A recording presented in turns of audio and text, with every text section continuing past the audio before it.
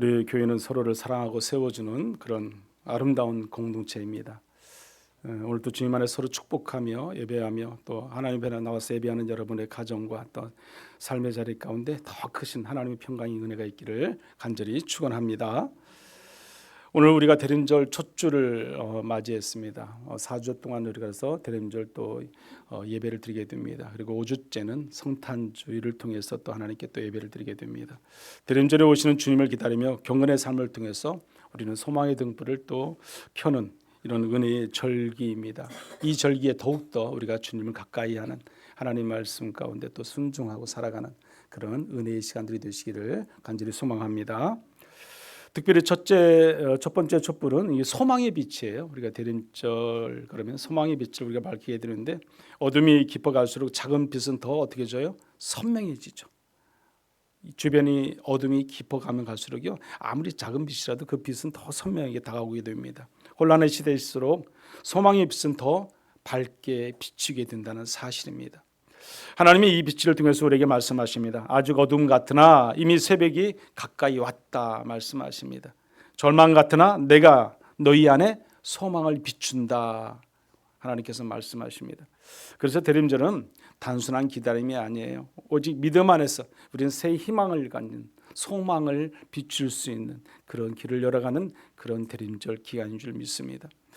첫째, 오늘 성경에는 보면요 밤이 깊고라는 말이 나와. 여기 보면은 12절의 말씀 보세요. 밤이 깊고 이렇게 나와 있거든요.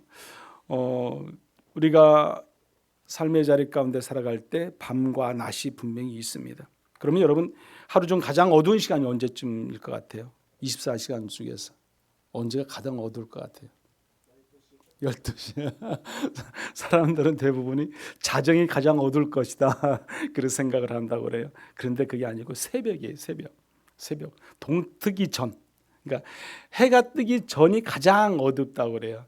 그때는 이제 별도 지고 이제 그런 것들 어둠이 더 칠흑같이 어둠 속으로 들어간다고 그래요. 그리고 우리가 어떻게 보면 동트기 전이 가장 추워요. 새벽에 저희가 새벽기도 끝나고 돌아가잖아요. 그때가 더 추워요. 그때 6시 그런데 그때가 더 춥기도 하고요.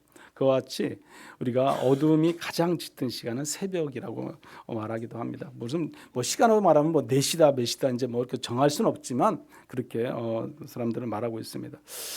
별빛도 달빛도 사라지고요. 공기마저도 어떻게 보면 고요해진 숨 소리만 들리는 그런 시간 같은 그 새벽 시간, 그 시간이 가장 어둡고 또 칠흑 같은 시간이다 이렇게 말을 합니다. 제가 예전에 설악산 갔다 와서 얘기 한번 했던 적이 있었는데 그 칠흑 같은 암흑 속을 저는 그때 걸어봤어요. 그러니까 물론 예전에도 많이 이제 젊었을 때 제가 산을 좋아해서 산행하면서 산악회에 있으면서 많이 이게 야간 산행을 많이 했어요. 하지만 이 설악산은 특히 더 이렇게 산이 깊어서 사실 그 숲에 딱 들어가면은 위에 별이 보이질 않아요. 별이. 그 위에 다 가려져 있으니까 위아래가 다 옆이 상배 가려져서 아무것도 별빛도 아무것도 없어요. 그러니까 얼마나 칠흑같이 어둡겠어요. 불빛이 없으면 걸어갈 수 없습니다. 그때 대청봉에서 희운각으로 걸어가는 시간이 원래는 1시간 반이면 갈 수 있는 그 시간인데 제가 2시간 반이 넘게 걸렸거든요. 근데 그것은 왜 그랬냐면 이제 산을 잘못 하시는 목사님을 제가 이제 같이 모시고 가다 보니까 다른 분들은 다 먼저 내려가라고 하고 제가 이제 그분을 이제 인솔해서 가는 거죠. 저는 그 길을 한두 번 간 것도 아니고 여러 번 옛날에 다녔기 때문에 그 길을 알고 있었고 그런데 한참 가는데요. 그 같이 가는 목사님이 자꾸 질문을 해요. 이 길이 맞아요, 목사님? 이 길이 맞아요? 왜 질문하겠어요? 두려운 거예요. 지금 저를 따라오지만은 길을 잘못 들었을까 봐서 두려운 거죠. 왜? 아무것도 보이지. 불빛이 조금도 없어요. 하늘의 별빛도 안 보이죠. 앞에 우리가 찾는 그 산장에 불빛이 나와야 되는데 나오진 않잖아요. 보이진 않는 거예요.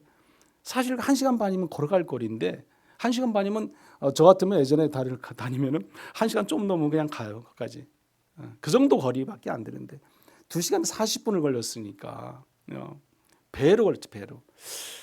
물론 이제 그분이 다리도 풀리고 또 힘도 없고 또 어두운 데다가 랜턴도 없고 제가 가지고 있는 랜턴 하나 가지고 이 두 사람이 비치고 또 넘어질 것 붙잡고 이렇게 가다 보니까 그럴 수밖에 없었죠. 근데 이분이 자꾸 이제 두려움 속에 사로잡히는 거죠. 가도 끝이 없으니까요. 가도 끝이 없으니까. 하기야 그 밤길이 얼마나 길겠어요. 좀 대낮이라면은 보이라더니까 이렇게 또 저도 그게 계속 다니던 길이라도요. 저도 혼란이 오더라고요. 아니 뭐 그렇게 다녔어도요. 밤에 가니까 또 다른 거예요. 왜냐면 밤에 그 칠흑 같은 암흑 속에서 가다 보니까 얼마쯤 왔을까? 얼마쯤 가면 될까? 그게 가늠이 안 되는 거예요. 왜냐면 예전에 낮에 같은 데 가면 그래도 대충 이렇게 능선 쪽으로 이렇게 보이는 데 보고 그러면 이제 조금만 가면 된다. 대충 감이 잡히는데 그게 안 되는 거죠. 그렇게 어렵게 그 길을 갔던 기억이 있습니다. 암흑 같은 어둠 속의 길을 잃은 것은 좀 얼마나 두려움인지 모릅니다. 저랑 같이 갔던 분은 계속 저를 믿고 가면서도 두려움에 사로잡혔던 것을 제가 기억을 합니다.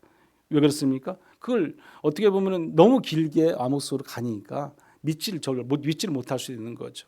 그래서 저는 여러 번 다닌 길이라서 또 그 길밖에 없어요.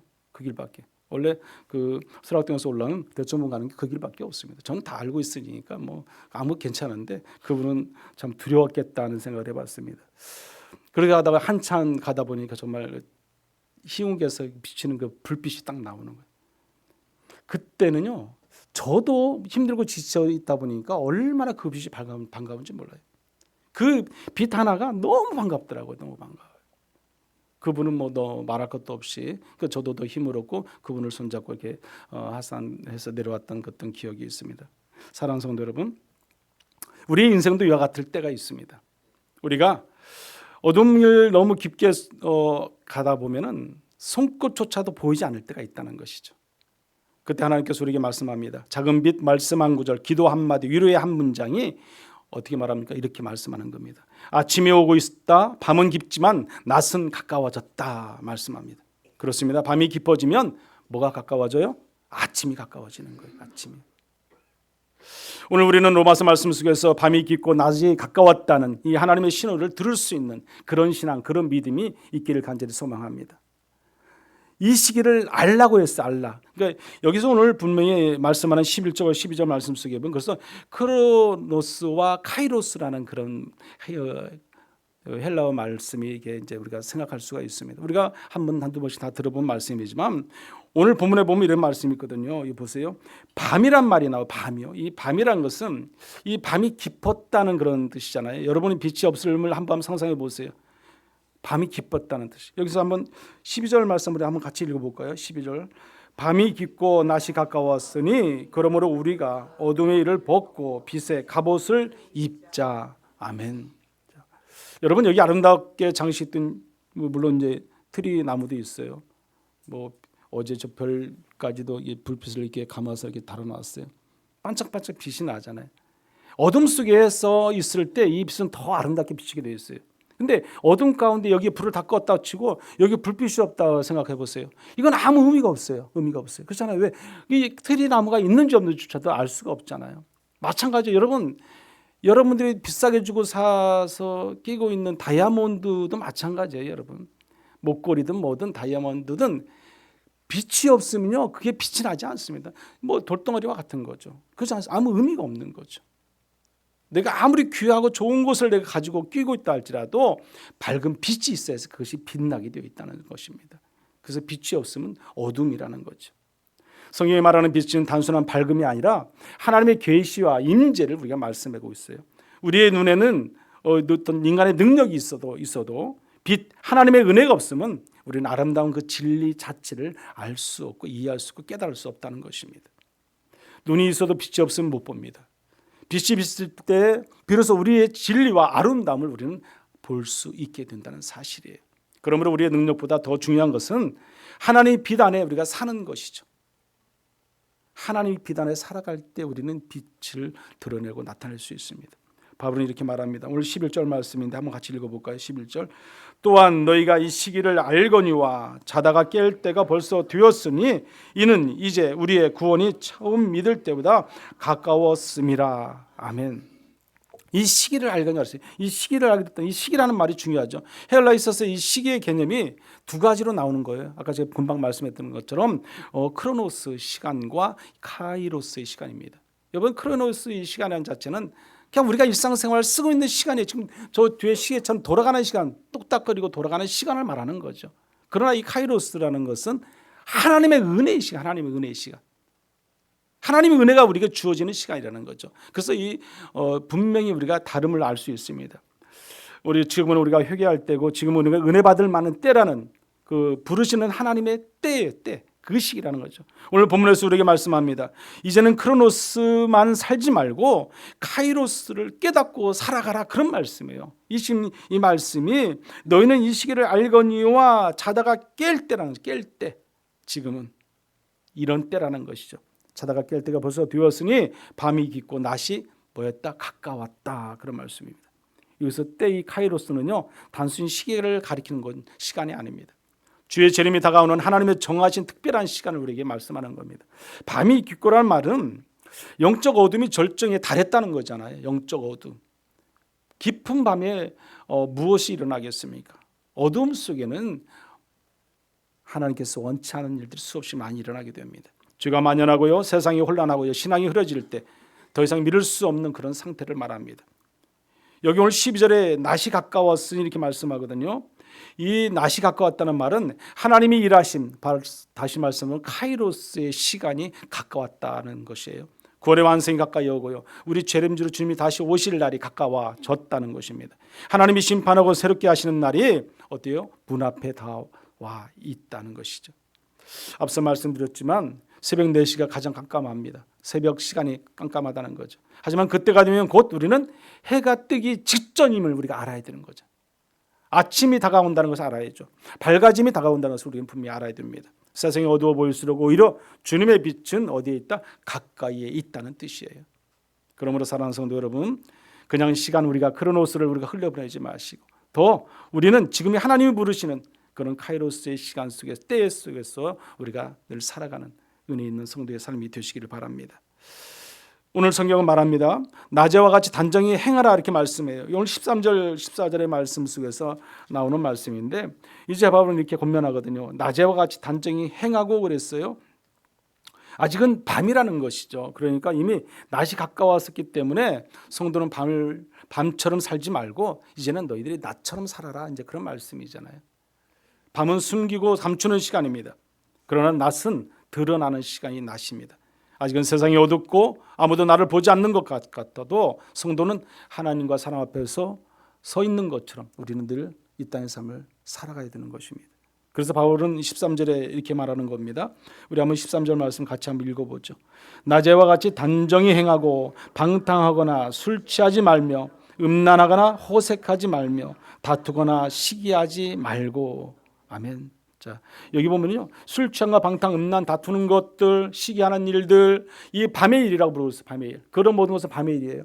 갈라디아서 5장에 보면은 그래서 이런 일을 하는 자들은 하나님의 나라의 위협으로 받지 못한다고 그랬어요. 받지 못한다. 여러분, 그리고 여기 나오는 말씀이 그 다음 말씀이 14절의 말씀이거든요. 우리 14절 말씀도 한번 더 같이 읽어볼까요? 오직 주 예수 그리스도로 옷 입고 정욕을 위하여 육신의 일을 도모하지 말라. 아멘. 밤에 옷을 벗어버리라는 거죠. 습관적인 죄와 방탕으로 게으름으로 살지 말라는 것이죠. 불평과 원망을 벗어버리라는 것입니다. 그리고 낮에 옷을 입으라는 거예요. 낮에 옷이 뭐겠어요? 그리스도의 옷을 입어야죠. 예수 그리스도의 옷을 입어야죠. 우리는 늘 정결함과 절제와 사랑과 순종과 소망과 은혜와 그 감사의 옷을 입고 우리가 살아가야 됩니다. 그것이 낮의 옷이죠. 그리스도의 옷을 입는 겁니다. 성경은 유다가 예루살렘을 떠나는 순간에 뭐라고 기록하냐면 이렇게 기록하고 있어요.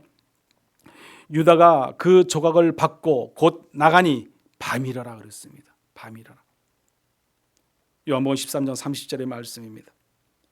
유다가 그 조각을 받았어요. 예수님께서 주시는 그 조각을 만찬에서 받고 나가니까 뭐라? 밤이다. 밤. 어둠이라는 겁니다. 어둠. 그것은 단순한 시간의 밤 어둠이 아니라 빛이신 예수님과 멀어질 때 찾아오는 영적 어둠을 말하는 거죠. 예수님과 떠나서 세상과 관계 속에서 세상과 타협점을 찾아가는 그런 관계 시간. 하나님을 떠나면 뭐다? 어둠이다. 하나님을 떠나면 뭐다? 세상이다. 우리가 어둠 속에 있지 말아야 됩니다. 빛을 떠나면 반드시 어둠이 옵니다. 유다가 어둠 속으로 걸어가 들어간 것이 아니라 빛이신 주님을 떠난 그 자리 자체가 뭐예요? 어둠이에요. 어둠. 예수님을 떠나면 어둠이라고. 우리가 예수님을 떠나면 예수님과 멀어지면 뭐다? 어둠이라는 거죠. 우리가 예수님과 관계가 좀 불편하다 그러면 어둠이라는 거예요. 여러분. 멀어질수록 더 암흑은 깊어지는 거죠. 거리에 차이가 있습니다. 그러나 대림절은 정반대로 선포합니다. 세상에 아무리 깊은 밤 같고 칠흑 같은 어둠이 있다 할지라도 우리 주님은 그 가운데 무엇을 보내주셔요? 빛을 보내주시는 분. 소망의 빛을 안기시는 분이 예수님이세요. 어둠 가운데 찾아오시는 예수님이시라는 겁니다. 그래서 대림절 첫주의 촛불은 소망의 빛이라고 부르십니다. 유다의 빛을 떠나 어둠으로 갔지만 하나님은 어둠 속에 있는 우리를 버려두지 않으시고 다시 뭐로 오신다? 빛으로 다가오신 분이 예수님이세요. 그 빛이 바로 예수 그리스도라는 사실입니다. 그러므로 성도는 유다처럼 어둠을 향해 나가는 발걸음이 아니라 빛을 향해 돌이키는 우리의 발걸음이 될 수 있어야 할 줄 믿습니다. 대림절은 절망 속에 피어나는 소망이고 혼돈 속에서 다시 찾아오는 빛의 약속이기 때문에 그렇습니다. 유다의 발걸음이 어둠을 향했다면 성도는 소망의 촛불을 우리는 붙잡고 살아야 됩니다. 오늘 13절에서 이렇게 말합니다. 낮에와 같이 단정히 행하고 그랬어요. 단정히. 이게 무슨 말이겠어요? 세상의 방법대로 살지 말고 주님의 방법대로 살아가라는 그 말씀이에요. 이 세상의 방법은요, 갈라디아서 5장에 보면 자세히 나와 있어요. 세상의 그 인간이 가지고 있는 마음을 뭐라고 말씀하냐면 갈라디아서 5장 21절입니다. 이렇게 말합니다. 우리 한번 같이 읽어볼까요? 투기와 술 취함과 방탕함과 또 그와 같은 것들이라 전에 너희에게 경계한 것 같이 경계하노니 이런 일을 하는 자들은 하나님의 나라를 위협으로 받지 못할 것이요. 아멘. 자, 여기 투기와 술 취함과 방탕함과 또 그와 같은 것들이라고 분명히 말씀을 합니다. 이게 뭐예요? 세상의 방법들이죠. 우리는 멀리 해야죠. 떠나야죠. 바울 사도는 이와 같은 삶을 살지 말라고 분명히 말씀하십니다. 아무도 보지 않는 곳에서 하나님 앞에 서 있는 것처럼 그래서 우리는 살아야 된다는 그런 말씀이에요. 단정하게 산다는 것은 우리가 조화롭게 질서 있게 산다는 것이거든요. 그건 다시 말씀드리면 예수 그리스도 안에 사는 삶이에요. 주님 안에 살아가는 삶. 그런 삶을 원하는 겁니다. 그리고 14절에 뭐라고 말씀했습니까? 여기 후미에 보면은 육신의 일을 도모하지 말라 그랬어요. 육신의 일을 여러분 그 육신의 일이 무엇이겠어요? 이 갈라디아서 5장에도 그 육신의 일에 대해서도 기록하고 있어요. 같이 한번 읽어보죠. 갈라디아서 5장 19절에 20절 말씀입니다. 육체의 일은 분명하니 곧 음행과 더러운 것과 호색과 우상숭배와 주술과 원수 맺는 것과 분쟁과 시기와 분냉과 당짓는 것과 분열함과 이단과 육신의 일들은요 세상 것들이에요. 세상 악한 모든 것들이 다 망라 있어요. 그것을 떠나야 되는 거죠. 그들을 가까이 하지 말아야죠. 우리는 오직 그리스도의 빛을 전하는 자가 될 수 있어야 됩니다. 빛과 소망이 될 수 있어야 됩니다. 어제 새벽 제가 자는데 카톡이 왔어요. 카톡이 문자. 남아프리카 소수영 선교사님이 카톡이 온 거예요. 이제 거기하고 우리가 이제 시간차가 있으니까 이제 뭐 카톡 보내다 보면 한 6시간 정도 시간 6시간 좀 안 되나 차가 있어요. 그러다 보니까 막 새벽에도 보내고 막 그래요. 서로가 뭐 오기도 오고 그러는데 카톡이 왔는데 사진 몇 장이 오고 거기 이제 글이 이렇게 문자가 왔어요. 근데 무슨 사진이 왔냐면 가로등을 세워주고 계신 거예요. 거기에 전기가 안 들어오니까 그 이제 그 지역 전기가 안 들어오니까 집집마다 앞에 가로등을 하나씩 다 세워주는 거예요. 나무 높은 그 전신주가 있겠어요? 뭐가 있겠어요? 그냥 나무를 구해가지고 세워서 파서 묶고 거기다가 태양광 있죠? 태양열이 있어 태양광으로 해서 비치는 그 가로등이에요. 근데 그게 밝아요, 여러분. 의외로 밝습니다. 그게 다 보입니다, 옆에 주변에. 그것을 하나씩 다 설치하는. 그걸 무려 40개를 벌써 설치했대요. 40개. 그걸 일일이 하나씩 가서 하고 계셔요. 그 선교사님 참 대단하신 분이다. 내가 늘 존경하는 분이지만 이분은 오직 그런 분 그렇게 어렵고 힘들고 그런 사람들을 위해서 애쓰고 수고하시는 우리 선교사님이시잖아요. 그래서 벌써 40개를 설치했다고 어제 새벽에 문자가 이렇게 왔어요. 카톡으로 왔어요. 이게 진짜 소망의 빛을 전하는 아름다운 발이요 손길이 아닌가 생각을 해봤습니다. 그렇지 않습니까? 여러분 뭐 그게 얼마 가는지 저도 모르겠어요. 거기서는 어쨌든 그것을 사서 그 지역마다 그 집마다 다 이렇게 앞에 이렇게 대문 앞쪽으로 이렇게 달아주고 가시는 것을 볼 때 정말 진정한 주님의 아름다운 사랑의 손길이구나. 우리가 참된 소망의 빛을 그렇게 전할 수 있어야 됩니다. 오늘 저와 여러분이 그런 우리 소송인 선교사처럼 정말 그런 빛을 전할 수 있는 저와 여러분들이 다 되시기를 간절히 소망합니다. 사랑하는 성도 여러분, 이것이 바로 주님의 소망의 빛입니다. 대림절의 소망의 빛은 단지 교회 안에서만 촛불만 켜는 것이 대림절의 빛이 아니에요. 우리 주변과 이웃과 많은 곳을 돌아보고 또 살피고 그들에게 나누고 베풀고 사랑을 전할 수 있는 그 손길이 닿는 곳이 진정한 그리스도의 소망의 빛이 일어나게 될 줄 믿습니다. 결론적으로 소망의 빛을 우리는 입으라 분명히 오늘 말씀했습니다. 밤이 깊었어요. 그러나 낮이 가까워져 온다는 사실입니다. 그러므로 바울은 우리에게 말합니다. 어둠의 일을 벗고 빛의 갑옷을 입자 이렇게 말씀을 합니다. 믿음이란 무엇이겠어요? 아직 오지 않는 낯을 저와 여러분들이 현실에서 지금 살아내는 거예요. 살아내는 거. 아직 오지 않은 그런 낯을 우리가 어떻게 해요? 어둠 속에서도 살아야 하는 거죠. 살아야. 그게 진정한 믿음이에요. 우리의 삶을 통해서, 우리의 걸음을 통해서, 우리의 말 한마디를 통해서, 우리 걷고 생활하는 모든 것을 하나님이 빛이 드러날 수 있도록 우리는 낮과 같이 살아야 돼요. 어둠 속을 살아야 된다. 어둠 속. 어둠에 같이 묻혀서 사는 것이 아니라 그 어둠 속에서 우리가 빛을 발할 수 있는 그런 우리의 삶이 될 수 있어야 됩니다. 세상은 여전히 밤처럼 어둡고 혼란하지만 여러분들은 그리스도의 빛으로 소망의 빛을 밝힐 수 있는 그런 은혜와 축복이 있기를 간절히 축원합니다. 이제 밤의 옷을 벗어버리십시오. 대림절 젖주 주님의 소망의 빛을 입고 우리는 이 한 주도 늘 승리하고 살아갈 수 있는, 그래서 오직 소망의 빛을 전하는 저와 여러분들이 다 되시기를 간절히 축원합니다. 이제 우리 같이 한번 기도하겠습니다. 깨어 소망의 빛을 보게 해달라고 기도하시기 바랍니다. 어둠의 옷을 벗고 빛의 옷을 입게 해달라고 기도하십시오.